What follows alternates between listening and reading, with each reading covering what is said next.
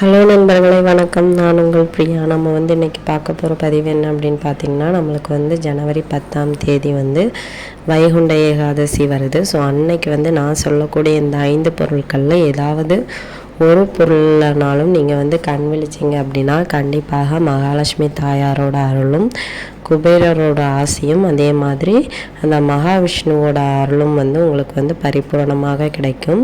So இந்த பொருட்களில் நீங்கள் அன்னைக்கு கண் விழிக்கும் போது கட்டாயமாக உங்களுக்கு பணவரவு அதிகரிக்கும், பண கஷ்டங்கள் தீரும், வீண் பண விரய செலவுகள் குறையும்.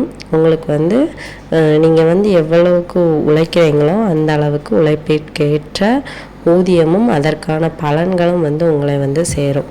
ஸோ அது என்னென்ன பொருட்கள்னு சொல்லிட்டு நம்ம இந்த பதிவில் பார்க்கலாங்க. அதுக்கு முன்னாடி உங்களுக்கு மகாவிஷ்ணு ரொம்ப பிடிக்கும் அப்படின்னா மகாவிஷ்ணுவுக்கு ஒரு ஏதாவது அவருக்கு உங்களுக்கு தெரிஞ்ச ஏதாவது மகாவிஷ்ணுவோட திருநாமங்களில் ஒன்று நம்மளோட கமெண்ட் பாக்ஸில் கமெண்ட் பண்ணுங்கள். இப்போ வாங்க நம்ம பதிவுக்குள்ளே போகலாம். ஸோ நம்மளுக்கு எல்லாருக்குமே உங்களுக்கு தெரிஞ்சிருக்கும், ஜனவரி 10 நம்மளுக்கு ஏகாதசி, வைகுண்ட ஏகாதசி வருது. அன்றைக்கி சொர்க்கவாசல் திறப்பாங்க.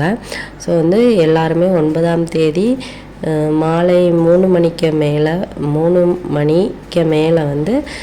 இந்த 3 மணி இல்லாட்டி 5:30 மணிக்கு மேலே நீங்கள் வீட்டில் தீபங்கள் ஏற்றி வழிபாடு செய்யலாம். ஏன்னா ஏகாதசி அப்போவுமே தொடங்க ஆரம்பிச்சிடும்.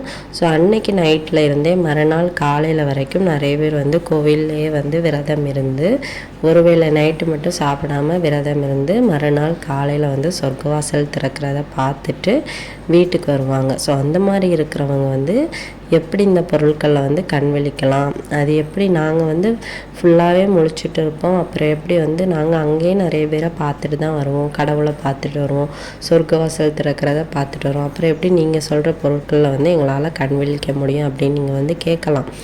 ஸோ அதுக்கும் நம்ம ஒரு வழி இருக்குது. ஸோ அதுவும் நம்ம இந்த வீடியோவில் சொல்லலாம். நீங்கள் வீடியோவை ஸ்கிப் பண்ணாமல் பாருங்கள்.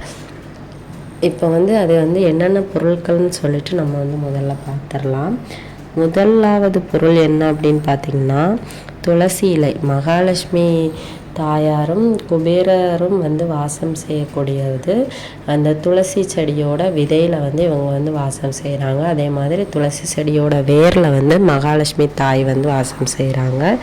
அதே மாதிரி இந்த துளசியோட இலையில் மகாவிஷ்ணு வாசம் செய்வதாக நம்மளுக்கு தெரியும்.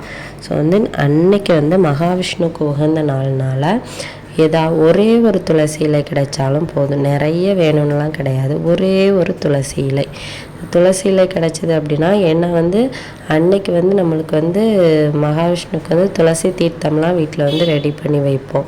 இந்த துளசி மாலை இதெல்லாம் கட்டி போட்டோம் அப்படின்னா நம்மளுக்கு தீராத பிரச்சனைகள்லாம் தீரும்.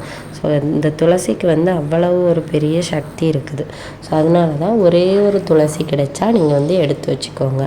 அதே மாதிரி ஒரு கிராம்பு உங்கள் எல்லாருக்குமே தெரியும், இது வசிய பொருட்களில் ஒன்று. அதே மாதிரி மகாலட்சுமி தாயாரோட இந்த 108 பொருட்களில் இந்த கிராம்பும் இடம்பெற்றிருக்கும்.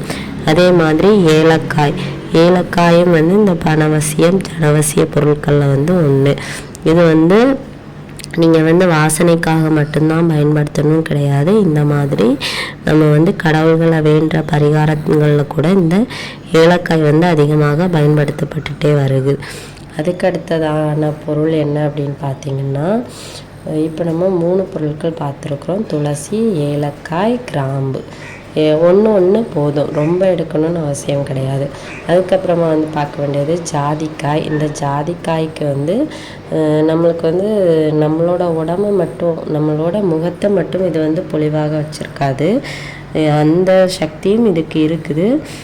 இதுக்கு அந்த தன்மையும் உண்டு. அதே மாதிரி நம்ம கடவுள்கிட்ட ஏதாவது வேண்டுதல்கள் இருக்குது, இல்லை குழந்தை இல்லாமல் ரொம்ப காலமாக கஷ்டப்படுறீங்க அப்படின்னா ஒரு ஜாதிக்காய் எடுத்து நீங்கள் ஒரு மஞ்சள் துணியில் கட்டி முடிச்சு போட்டு மகாவிஷ்ணுக்கிட்ட வச்சுட்டு எனக்கு குழந்தை பாக்கியம் தாங்கன்னு சொல்லிட்டு வேண்டிங்க அப்படின்னா கட்டாயமாக கிடைக்கும் அப்படின்னு சொல்லப்படுது. இந்த ஜாதிக்காய்க்கு அவ்வளவு பெரிய ஒரு தன்மையும் இருக்குதான். ஸோ அதனால் ஒரே ஒரு ஜாதிக்காயும் வந்து நீங்கள் வந்து எடுத்துக்கோங்க. அதுக்கப்புறமா அடுத்து 5வது பார்க்கக்கூடிய பொருள் வந்து வசம்பு. இந்த வசம்புக்கு வந்து நம்மளுக்கு வந்து பணத்தை ஈர்த்து தரக்கூடிய ஒரு சக்தி இருக்குதாம்.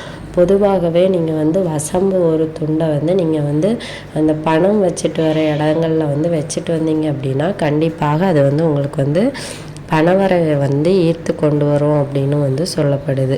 ஸோ அதனால் இந்த வசம்புக்கு வந்து அவ்வளோ ஒரு பணத்தை ஈர்க்கக்கூடிய ஒரு வசியத்தன்மை இருக்குதுன்னே நம்ம வந்து சொல்லலாம். அதே மாதிரி இந்த 5 பொருட்களில் ஏதாவது ஒரு பொருள், இப்போ உங்களுக்கு வந்து 4 பொருள் இருக்குது, ஒரு பொருள் இல்லை, பிரச்சனையே இல்லை. 4 பொருளே நீங்கள் வந்து வச்சுக்கலாம். ஒரு பொருள் தான் இருக்குது, 4 பொருள் இல்லைனாலும் ஒன்றும் பிரச்சனை இல்லை. ஒரு பொருள் கூட இருந்தாலும் போதும்.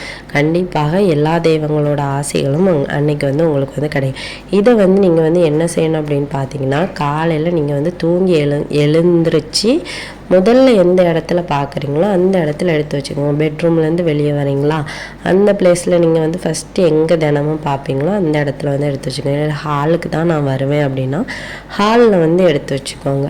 நீங்கள் வந்து எங்கே வந்து பார்த்து கண் விழிக்கிறீங்களோ அந்த இடத்துல இந்த பொருட்களை வந்து எடுத்து வச்சுக்கோங்க. 5 பொருட்களும் கிடைத்தது அப்படின்னா மிகவும் சிறப்பானதாக இருக்கும்.